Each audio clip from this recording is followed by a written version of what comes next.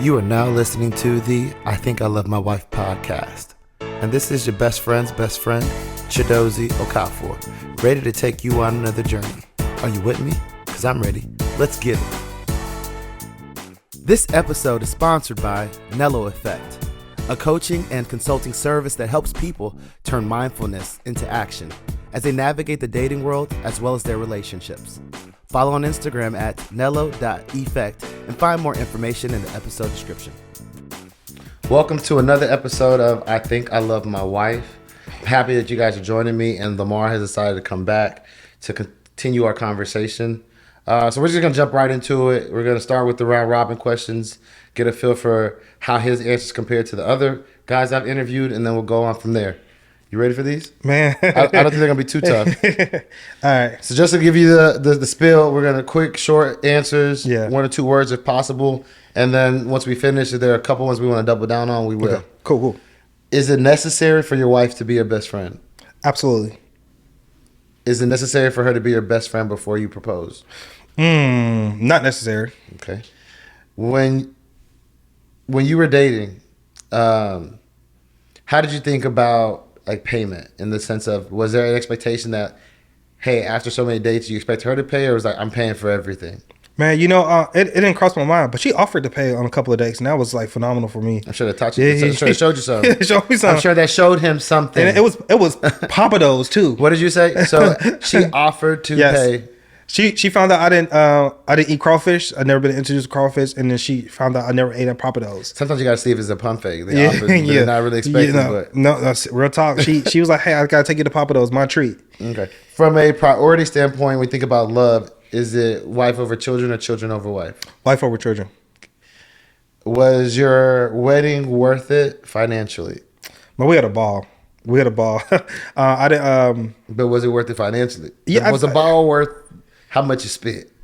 You know what? Moments last forever, I would say, and I didn't spend anything really. Her father did. Okay, well, that makes it easy. Yeah, her father did. We spent a little bit, but not much. So her father took care of it. So that's everything right there. You know, must be nice. Yeah. So assuming that you had a set fund, yeah. What would you want to spend more on? A big ring or a big wedding? Big ring, a big wedding. I'll take the ring. Take the ring. It was a ball, but it wasn't that much of a ball. Times get low, you can trade in that ring. I mean, it is an asset. It is an asset. It carries more USD than memories. Yes. When you think about y'all's financial setup, do you guys have joint accounts or separate accounts? And when I say joint, I mean everything comes in one pot and then you guys figure out how it goes, or separate accounts and you put money into it? Joint account. Joint account. Yeah. Got it. True or false? Guys mature later than women. True. Okay. It just bothers me every time you say that. Okay. When it comes to frequency of sex that you would prefer, Yeah. Is it all the time, weekly, monthly, every now and then? Connection. What does that mean? Timeline. I want to be vibing with my wife. Right. How often would you want that vibe? Man, all the time? No. Monthly? It changes. No, right? but I said, what would you like? Man, what would if the connection was hidden? No, it's always connected. No, it's like Bluetooth. It's always on. Man, if that's what we're that connecting. What you wanted to happen? I want based off intimacy and connection. So, it could be every day. It could be once out the week. It could be once after every 2 weeks. I want to be connected. Once every other month. Man, if that's what we connect, we have a big issue. It better be a great one. So we would hope to, I would hope to have connections, with her in terms of just, intimacy at least once out the week. Yeah. In that level. But it should be deeper just to like physical. Yeah, yeah. In no way am I assuming that's yeah. So what's the reality for you? Man, once a week. Once a week? Yeah. Listen, we're gonna talk about that after we finish. Because I have questions as I try to navigate that. Given, everything that you do, that she does, the children, how much alone time with your wife do you think you get on average a week? Oh, man. 2 hours? 2 hours. That's like, bruh. That's, That's less than 30 minutes a day. Yeah, so we're either struggling to stay up at the tail end of the day to spend some time with each other, right? Mm-hmm. Or we have to sneak out and go on a date which costs money because it's a babysitter. So every time somebody's asking me to come and do something or do that, I have to pay for a babysitter. I appreciate you today. I appreciate y'all today. Yeah. Would you consider yourself a journey person or a destination person in terms of, people say it's not how we get there, we got there. Man, that's a good one. I would say destination for me. Destination? Yeah. I think a lot of guys are that. Yeah. You think you married up? Absolutely. Okay. Yeah. Did you have any deal breakers in terms of marriage? Like, she got to change her last name, or we not spanking the kids? Like, did you have deal breakers? This is gonna sound really bad. It's your truth. Before I knew the complications of everything, I was like, if you couldn't have my kids, we couldn't be married. Okay. But I wasn't exposed to what was going on in life, especially for Black women. We're gonna talk about that. Yeah. We're gonna talk about that. I'll make sure we talk about that. Make sure we piggyback on that one. Who runs the show? You or her? Man, she definitely runs the show. Yeah. And then, what would you say your wife's greatest attribute is? Oh man, in terms of for herself or just for our marriage? In terms of your marriage, man, she see the gaps. She see the gaps, man. That woman, she'd tell me like when even I give an example. There's some guys. You know what I'm saying? She was like, they not for you. Mm-hmm. They end up not being for me. Mm. You know what I'm saying? And so she sees stuff that I don't see. You know what I'm saying? And I love that for us. Vice versa. You know what I'm saying? But she's a really good reader of character, and so she tell you like, that dude, he for you, or you know what I'm saying, or. Yeah, she support the events, but she look at you kind of. So I've given you the look for this. Yeah, so you don't be hugging her. Yeah, she be smiling a little bit too hard when you hug her. No, I've heard that women know. Yeah. The last question is: what's more important to you, to be respected, to be loved by your wife? I think they go hand in hand. Okay. I think you have to be. I think they both go hand in hand. Love comes with respect, and respect comes with love. Okay, cool. So that was it. It wasn't too hard. You were talking a little bit about the deal breakers, and you talked about wanting your wife to be able to have children, and then you mentioned the evolution of that thought. You want to say more? Yeah. As I mentioned, I'm a pharmacist, but I didn't know about the maternal mortality rate for Black women. If you didn't know, it's about 2.5 times more than white women. And so I had no idea. I saw birth as what you saw on TV, right? I thought it was a natural occurrence. It was difficult, but it wasn't, life threatening. And so, I used to think, I was like, man, you can't bear my kids. You can't be my wife. Mm-hmm. Well, in our particular situation, my wife almost lost her life. Mm. But she had an atopic pregnancy. And what that means is that the fetus wasn't viable at all. So it presented as though she was pregnant, but the fetus got stuck in the fallopian tube and ruptured. This was before Jackson first born, right? And so I was at work, and my wife called me, and I could immediately tell through her voice that something was seriously going on. So I closed the pharmacy. And I tried to, I rushed to the emergency room because at this point in time, she had enough energy to call the paramedics, and they came and got her, rushed to the emergency room. Getting into the emergency room, I kind of saw firsthand a kind of healthcare disparity, right? Mm. The way Black women are treated firsthand when they enter into a hospital. It killed me because you're a little bit powerless, especially if you don't know much. But thankfully, I have some medical background. As a pharmacist, I studied some of these things in school, and I knew how to advocate and collaborate with the doctors, even though this particular doctor wasn't listening to me. I recall them trying to send my wife home when her hemoglobin was continuing to drop after blood transfusions. If you know anything about that, there's an internal bleed going on because hey, your hemoglobin shouldn't continue to drop after you receive blood transfusions, right? So I got online, I started to do some research, like, hey, what could be happening? Because I knew she had this fetus that stuck in her fallopian tube, and it became a atopic pregnancy. I called her OB-GYN, and then was talking to OB-GYN. Her OB-GYN confirmed that my theory was correct. The OB-GYN was like, can you please just let the doctor know? And I said, hey, I think it's best if you communicate with the doctor because this doctor is not listening to us. He is literally trying to send my wife home when she has internal bleeding. Yeah. She would have went home. She would have definitely lost her life. and she would have bled out. And so she got on and told the the resident physician or supervisor physician, I can't recall, that they need to do this type of exam or, blah, blah, whatsoever. They end up doing the exam and say, "Oh, we're so sorry." I don't think they even apologized. They were just like, "Oh yeah, we need to keep her for surgery," and stuff like that. And I was just like, "Wow." But I said all that I said was when I thought it was a deal breaker. It's because I was ignorant to the fact I had no clue. I wasn't educated. Yeah. Of what Black and brown women go through when they go through the emergency or they're trying to conceive. Right, the lack of care, you know what I'm saying, the lack of empathy, and so I learned a lot. So that perspective definitely changed. Yeah. Do you think that having or not having that experience, finding your person in Lauren, had she not been able to conceive after that or before then, right? Would that have changed how you looked at the relationship? Absolutely not. So you remember I was saying I was having a struggle, in marriage, just for that individual. I still wanted to go out with the boys, party, stay out till 3:00 in the morning. That whole scenario changed my whole outlook.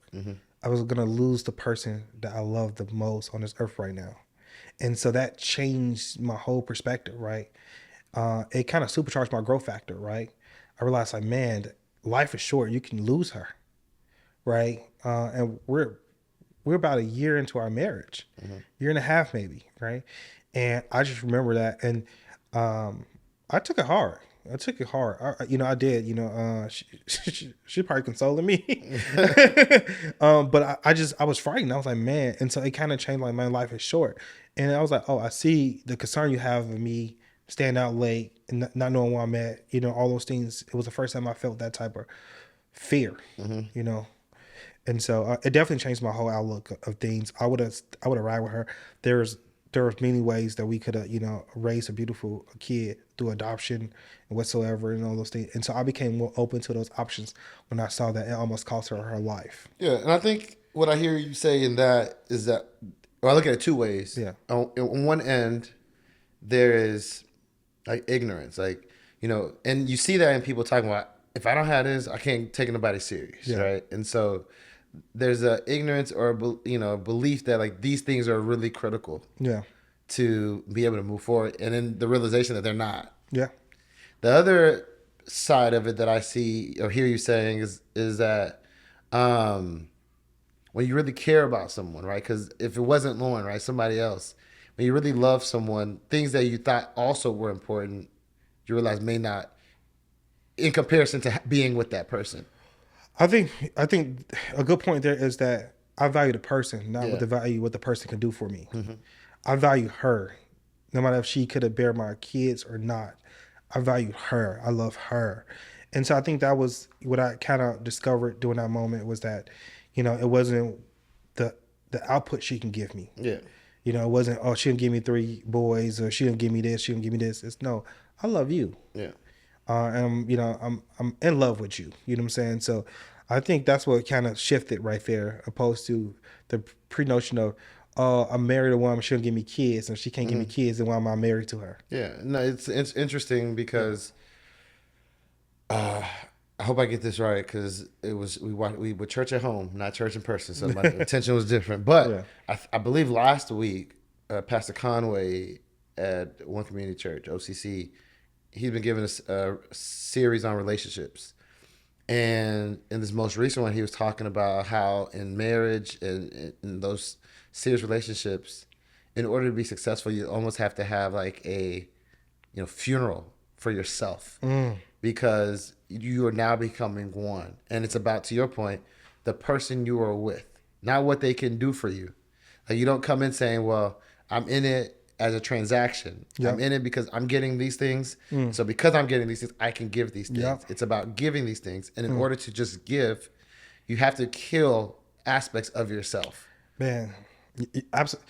The whole, and that might be extreme, right? But the spirit of what he's saying is like, you can't, to your point, he's like, I was selfish. You can't be moving in the way you was moving. And then think you're going to get all the things that you want in this relationship that requires something different in you. No, here's a big thing I use. I get up every day saying, how can I serve my wife? It's service. It's truly service at the end of the day, right? Not what can I get out of her by serving her. How can I just serve her and make her life better? And if she does the same thing, we're filling each other's cup, right? Oh, for sure. Opposed to, like you said, it's not transactional. It's very authentic and genuine when I'm serving her. No matter, and that goes in a host of things. I hope I'm not getting ahead of ourselves, but like, what is her love language? What do those things look like, right?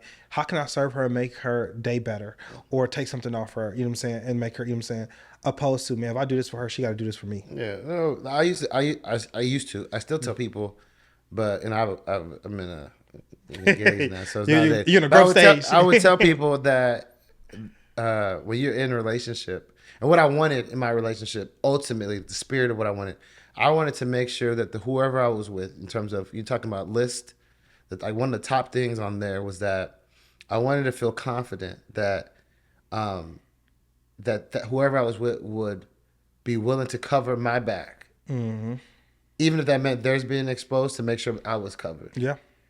And they would know that I would be willing to do the same, right? Yeah.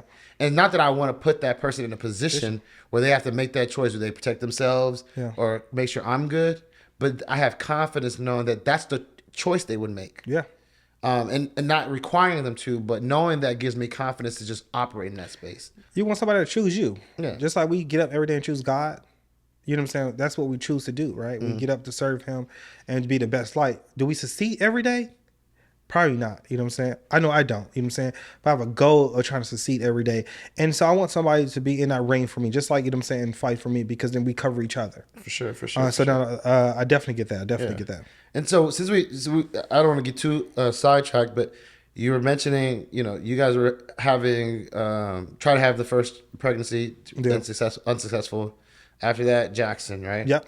So let's talk about fatherhood. What in a high level, nutshell, a summary, how has that experience been for you, and how have you grown from it?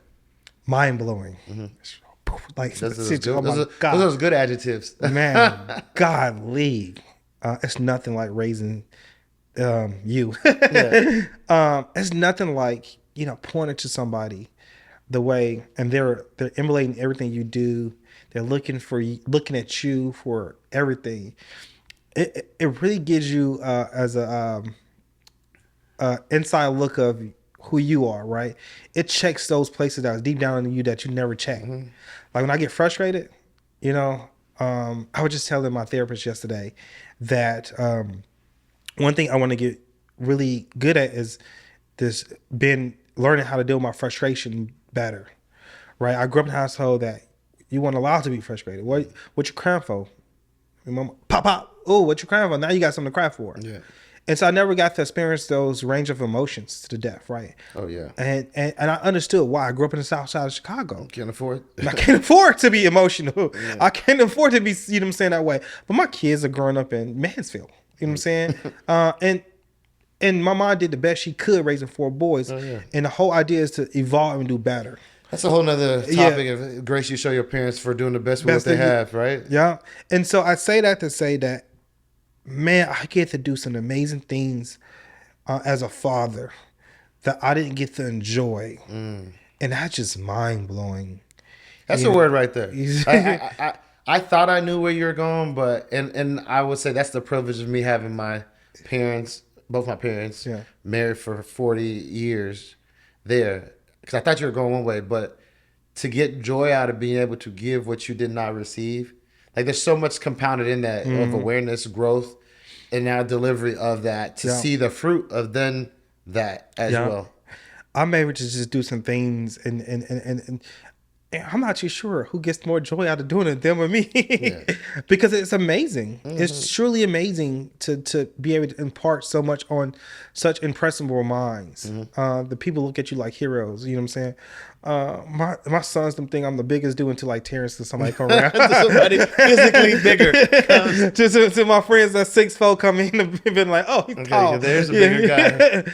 But to see some, these little eyes look at me and get so excited. I'm their heroes, man. I'm their hero, and to see them just light up and just like, daddy, like my 1-year-old, he sees me, he just goes crazy. I see the joy in your face right now. And I'm just like, wow. it motivates you, man. It really makes you, and it motivates you in all ways. Motivates you to be better every day, to do better, to be better, to clean up. And so that's what it's been doing for me at least. And man, I wouldn't trade it for anything. Yeah, I don't think there's been a father that I've spoken to that hasn't. It may not be. I mean, I see it in you, Yeah. and so I don't want to say that I haven't seen it in other fathers, but there's been a not but because my fiance always say don't say but, say and. Yeah. And there's always been a sense of pride and joy that all of them have spoken about. And so I think it's very evident of some if not several benefits that come with being a father, raising a father, growing as a man because you're a father. Can you share some of like the challenges you've have faced with being a father? Man, well, being a father, I mentioned a little bit frustration earlier, right? How to deal with anger, how to deal with those things in a different way than what you was raised on, right? Softness in the household, right? What does that look like, right? We've been talking about, and then I just keep it a buck, right? The softness was, not manly, right? That, you don't want to raise a soft boy, right? You don't want them to be kind and all those things, right? You have to be hard all the time. You know what I'm saying? Like my wife just say, man, sometimes when you apologize, you don't really apologize. You just got too much bass in your voice. Sound harsh. And I'm like, and I have to, the reason being is that, I don't want to look like a sucker. You know what I'm saying? And so that's the challenging part. Identifying those things that would potentially hold them back as they get older. So you have to now be introspective and correct your own behavior. And that's harder done than said, I guess, right? Because you have to now be mindful of how you interact, right? And so that's something they see it and they absorb it. Whether they may not project it immediately, but they see it, they're receiving it, they're digesting it. Yep. And so that's the part, that I struggle with the most, right? Is trying to unlearn these poor habits, and not ones these situational habits. Yeah. Because it was my environment that made this, this habit, not that somebody had to teach me these habits. It was survival habits that we had to learn growing up in Chicago. And so now how do I impart something, a new set of behaviors, a new set of habits that allows them to live and thrive and not just survive, right? So that's been a big struggle. And so, like I said, I'm in therapy, talking about these things and getting to the root of these things and getting, putting things in place that will help me, when I'm angry or frustrated with work or something like that. Like I was working at Walgreens and they used to always frustrated to come home, right? As a pharmacist. Yeah, so, as a pharmacist. Just want to let you guys know, as a pharmacist. And I used to have to sit in my car for like 20 minutes before I faced my boys on getting into the house. At least you was aware that you needed to do that. Because I didn't, and I became aware because of I noticed like Jackson's like behavior shifted. He was so super excited to see me when I was in a happy state to come home. When he can tell in my facial expression that I wasn't, he'd be like kind of standoffish. And I'm like, man, what's going on? I was like, you know what? You had a bad day and you brought that into your household. And so I have to now put things in place where it gave me a little bit of freeway. But it's not nice to sit in the house when your wife been with the kid all day for 20 minutes, but she understood, you know what I'm saying? Like when she learned like what I was trying to do. But that's been a bigger struggle. It's just, really taking a deep dive in who I am as a person, as a man, and improving on those things. Yeah, they say that being in a relationship, marriage is your biggest marriage. But I think kids if they're not the biggest, they're the next biggest. Man, no, seriously, no. Like I think for me at least, it's been the kids. Because I have 3 boys. Oh yeah.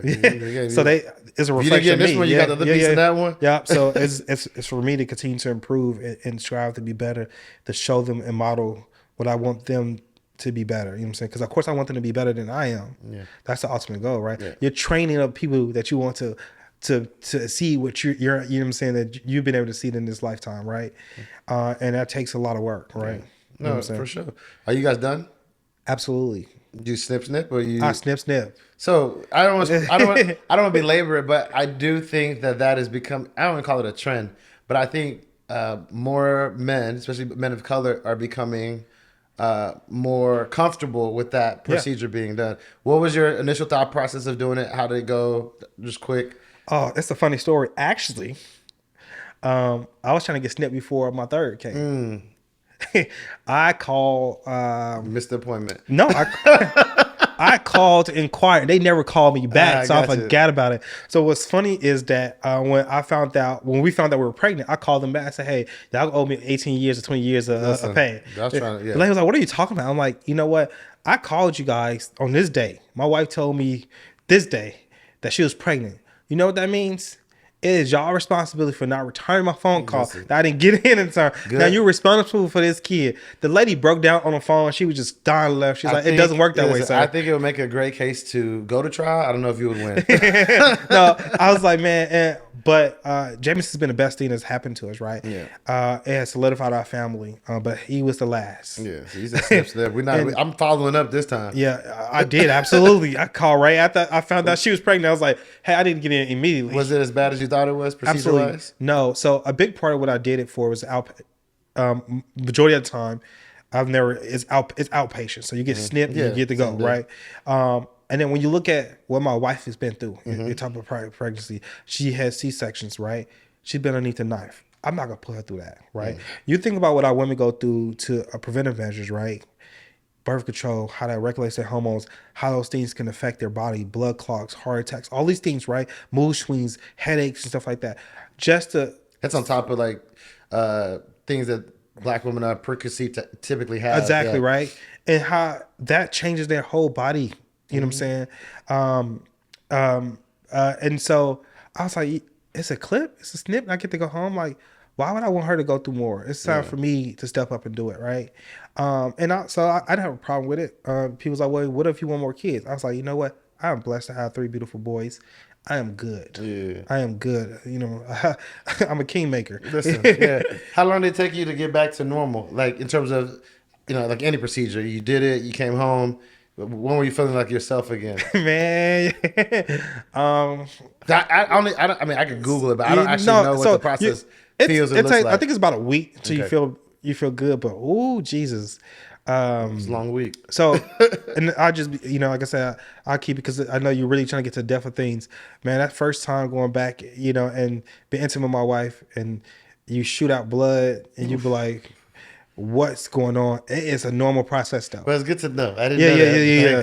So thanks for telling me. I was like terrified. I was like, oh my God. Yeah. You know what I'm saying? But I looked it up again. I read the outpatient notes. What WebMD said. This is normal. Okay, cool. I looked at my outpatient notes. Look at the outpatient notes. Don't Google it. You know what I'm saying? These are things they prepare you for, right? Yeah. And they tell you, right? But again, you're dealing with your crown jewels, you know what I'm saying? So you want to make sure everything's good. And so that was scary, but I think it was man, everything was working. Everything is really psychological, right? That's half of it. Yeah, battle. And so I thankfully that I have a background in medicine and I can read things and I can understand them, and understand like, hey, it's a process. So as long as you keep your mind right about it, it should, there's low incidence of like extreme things happening from that procedure. Yep. This episode is sponsored by Nello Effect, a coaching and consulting service that helps people turn mindfulness into action as they navigate the dating world as well as their relationships. Follow on Instagram at nello.effect and find more information in the episode description. It's funny, the way that my friends have told me that doctors talk about it, you think that like it's a nothing. Yeah. Like they can do it with the eyes closed almost type of procedure. Bro, the dude was talking to me. Yeah, I was like, bro. They said like he was just down there talking to me. I was like, bro, if you don't focus on I said, bro, you got my balls in your head, literally. Oh, yeah, I've heard that a couple times. So that's why I was like, they just make it he seem talking like to me, so I was like, yeah, so how do you get sponsorships, stuff like that? Hey, bro, Focus. Hey, my man's. Focus. Pay attention. You know what I'm Focus, saying? brother. I don't need no. We can talk after. But here's the thing. He's like, yeah. So what you say? I'm like, what?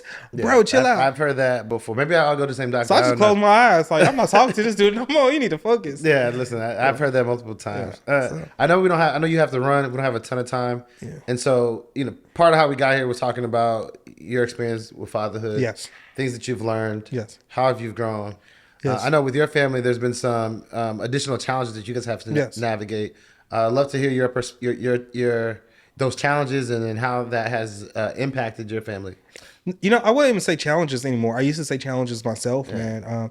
What's the appropriate word? Because I was like, I don't want to say like issues. No. So like challenge was the next best word I got. But how would you like that word when they talk about it? So we want to make sure we're using the appropriate terminology. No, too. so it's no appropriate terminology, right? As long as you're not perceiving it as a burden to somebody, right? We're still learning about it. So to give everybody some background, my two older boys are on the autism spectrum, right? And so what I like to say is they're neuro amazing, right? They have a different outlook on life, and it's phenomenal, right? At first, I'm not gonna lie, I was terrified. I was looking more at the diagnosis than at the actual little boy that's in front of me, right? Because when you start to go down to Google, the rat race of whatever it is, the whole rabbit hole of learning about these things, there's so many different perspectives. It's a broad spectrum too, right? And like you said, it's a broad. So you hear so many stories, and don't get me wrong, these are people's stories. But all these kids are just still kids. They're all different, right? And so I've learned more from them, and learning and looking at them and saying, hey, my job as a father is just to love you.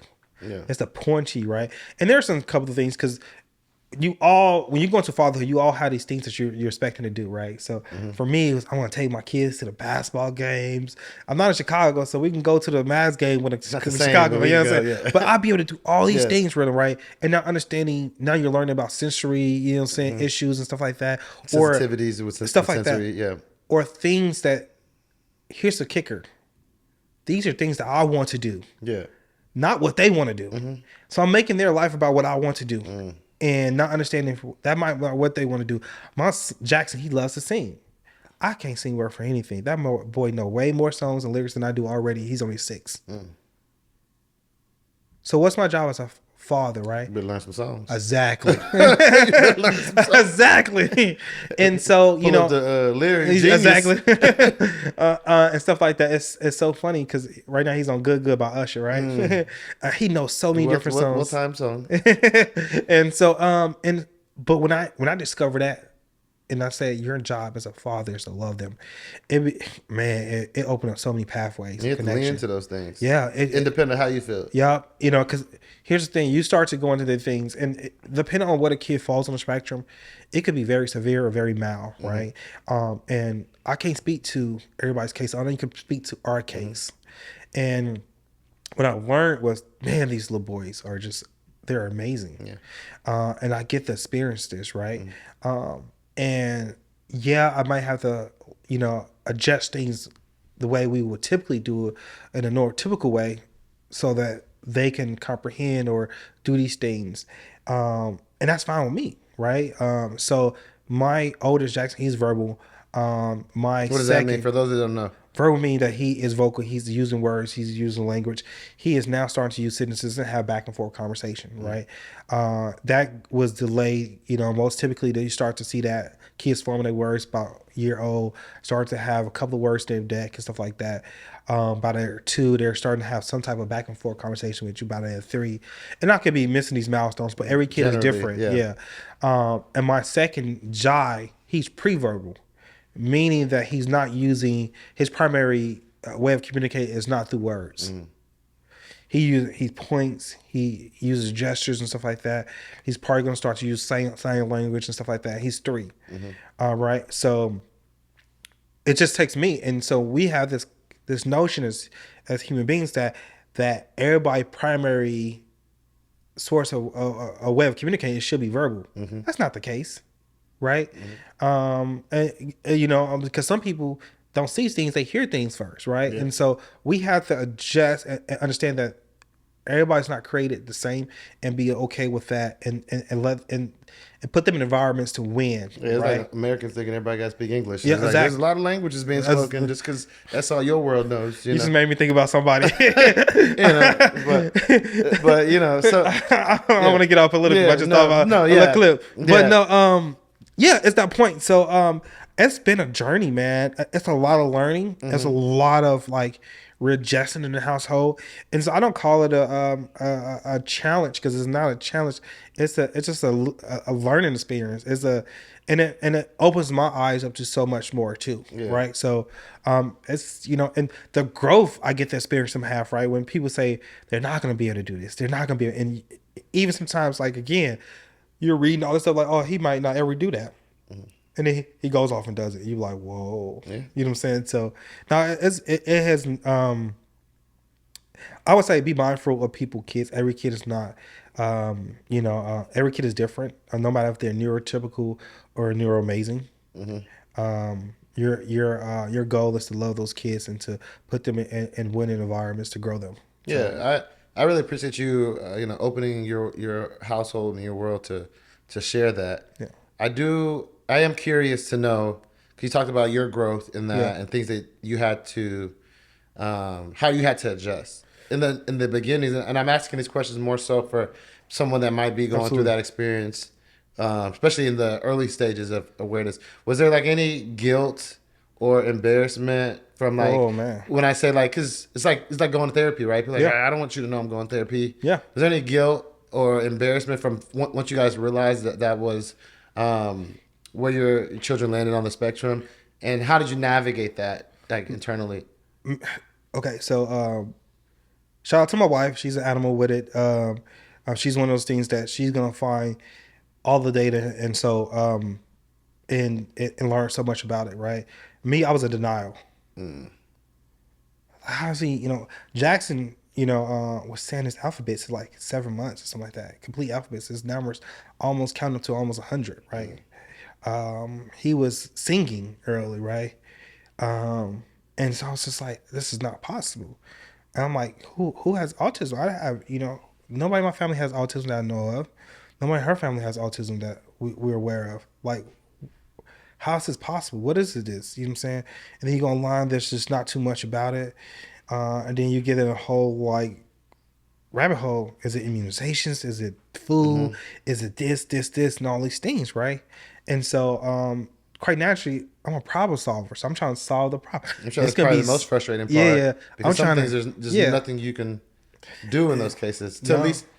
And I think, and then there's something you can do is love that person. Yeah, because I was gonna say, sorry for interrupting. I was gonna say your mindset as a problem solver. Yeah. How do I fix it? That part. And I think it's nothing to be fixed. That there's nothing to be fixed in that case. That it is, It's like any other thing. How do we navigate what's in front of us versus what is it? And I can imagine you're initially trying to fix something, and before you realize there's nothing to be fixed, and so you don't know how to fix it. Yep. It probably, on top of maybe guilt, some shame, embarrassment, there's like frustration because you're probably trying to do stuff and it's just not quote unquote working. For Jackson, I'm like, I'm having a good time with my son. We were crawling, he might, but I'm just like, this doesn't make sense. And it's even harder because we take him in to get diagnosed, right? And the first is a 2-part diagnosis. The first part, they're like, he don't have no autism, right? That's what they said? Yeah, literally the nurse, they're weighing him and they're checking his vitals, like, he don't have no autism. He's doing perfectly fine. And we were just like, great. And then they go deeper. They do behavior analysis and all that. And they're like, yeah, he has, autism. And I'm like, wait. Y'all just said somebody's confused here. You know what I'm saying? And I'm just, we navigate in a space that we have no experience in. Yeah.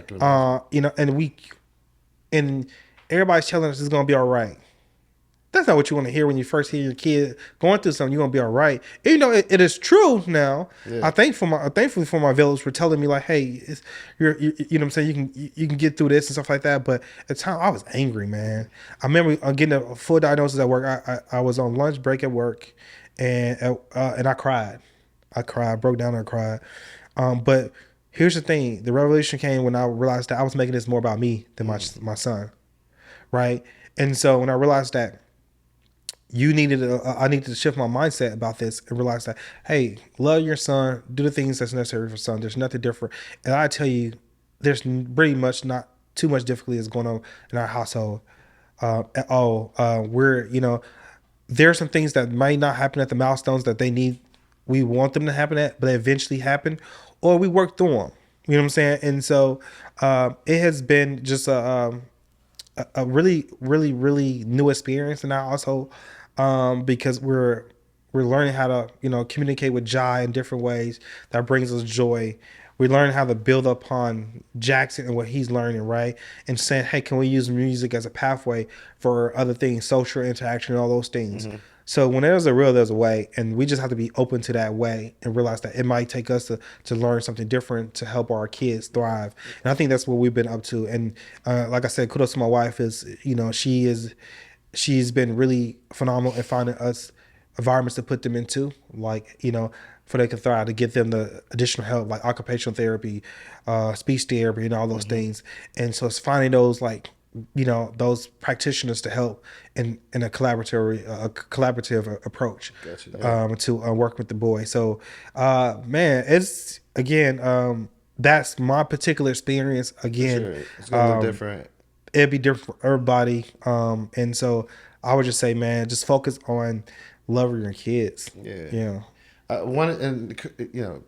Forgive my ignorance here. Yeah. I can imagine for you all, navigating and supporting Jackson, in having to do that, then having to do it again, it created it was helpful, right? Yeah. You've already learned some stuff. You're more knowledgeable the second time, having to, support another child in it, right? Yeah. So you've already learned some things.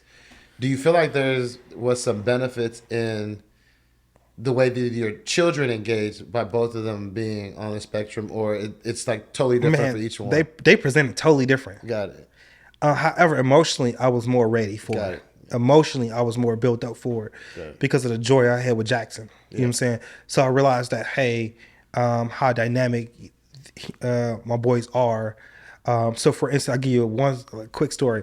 Jai was throwing his toy, right? And we have the spiral case in our house, right? We just moved there, and we have a bookshelf right here, and we have the spiral case coming down this way. Excuse me. So he threw his toy. We're like, no more. So we put it up at the top of the bookshelf, and so we thought originally he was gonna try to climb the bookshelf. We was like, he's not about to try to climb the bookshelf. He's about one, maybe about 18 months. We're like, man. So I'm looking. I'm like, what is he doing? He's looking. He's scanning. This little sucker went to the staircase, climbed the staircase, reached his hand through the staircase, grabbed the toy, brought it close to himself, looked up and looked down, and then dropped the toy and scaled back down the stairs.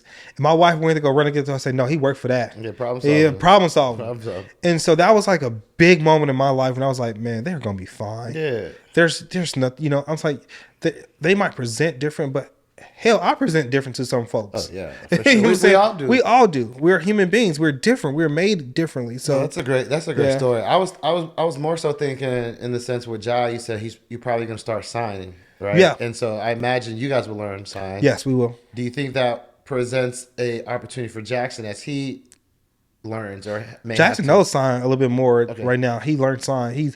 Jackson has a really great memory, and so he kind of digests things and he gets it right off the back and stuff like that. And so in his ABA therapy, which is his action behavior therapy program, where they were teaching him sign, he got it right away, right? Cool. But he was more vocal early on, so we didn't have to use that with him. We thought we would have, but we didn't. Cool. I appreciate just opening that layer of your life with us and sharing, because I imagine there's a lot of parents that are navigating that in different ways, and to know that there's what the perspective is, how we should be looking at that, how we should be seeing our kids and supporting our kids. I think hearing that is helpful, and understanding the range of emotions that you've experienced, right, is helpful. I would say this: the biggest thing I would ask of all parents is that teach about an inclusive environment. Teach your kids that there are going to be kids that are different, that think differently than they do. I think that's going to be huge, and making sure that we create an inclusive space for all kids, no matter background, race, or, levels of education, what I'm saying? All these things, disabilities, special needs. I think when we're all accepting that, and that comes from us as parents. For sure. Yeah. So I would say that. I don't even have anything to add on. I think it was a great way to wrap up that topic. I know you have to run. Just a couple of last questions to wrap up. Okay. Why did you get married? Independent of Lauren, right? Why did you want to get married? Man, I want the experience growing old with somebody. I want to have a family, right? Stability, security. Those are things I didn't really see growing up, but I just thought they would be amazing. So I was like, man, when I started dreaming about when I was a little boy, I was dreaming about being married. Okay. My best friend at the time, and closest, my cousin Brent, he's like, man, you crazy. I ain't trying to get married. I was like, man, I want to get married and have kids. I want to have a family. I want to live in a nice house. Gotcha. Cool. Yeah. What does it mean to you to be a man in a relationship? Man,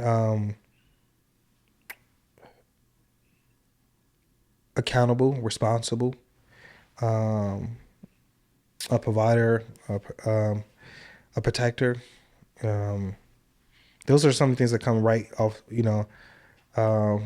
vulnerable, right? Those are some of the things I think about immediately when I'm thinking about being a man in a relationship, right?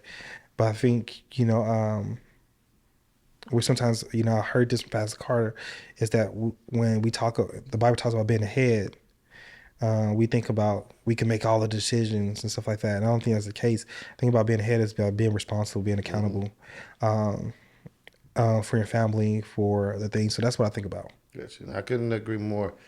My favorite question towards the end is, what advice would you give your boys, like in 15, 20 years when they start dating more seriously versus like the puppy love? What advice would you give them? Man, you're gonna be what you see. Mm-hmm. So you're gonna be trifling. You're gonna hang out with trifling dudes. I don't care if they day ones or day twos. Create environments where you're gonna win, right? Seek better, men in your group, right? I have a really good group of dudes, and I consider you a core friend of my group, right? Even though you're just starting your journey, right? You got engaged. There's things in your life that I aspire to do, right? Well, thank you. The way you operate, the way you integrity, the way you pour into people. I'm always trying to surround myself with men that I aspire to be like in some aspect, right? And so I always tell, and I just told a brother, actually his wedding is today. He asked, man, how do I want to be a great husband? How do I become a great husband? I said, first, God, two, your environment to me. Make sure you're in a really great environment. And that's hard when you first get married. Yeah. Because I can imagine. Yeah. The last question I have is same question. I know you're done, but if you were to have a daughter, when she became more of age, what advice would you give her? Man, I would hope that I didn't have to give her too much advice, that I show her like what a true man looks like, feels like, and all those things in terms of accountability, emotional things, stuff like that, that it's an innate thing in her. I would say that's, for instance, I talked about it earlier, my wife, how much she respects her father. Mm-hmm. I don't think he had to tell her any advice about dating a man, because he showed her firsthand what men do. Yeah, that's real. I think firsthand we've seen what an amazing man you are. Thank you. The type of guy that cares not only about himself, his family, but also the community. And so I just commend you to keep pushing. Make sure you take care of yourself. Yes. And prioritize those is important. But I could tell you how appreciative I am of you making time.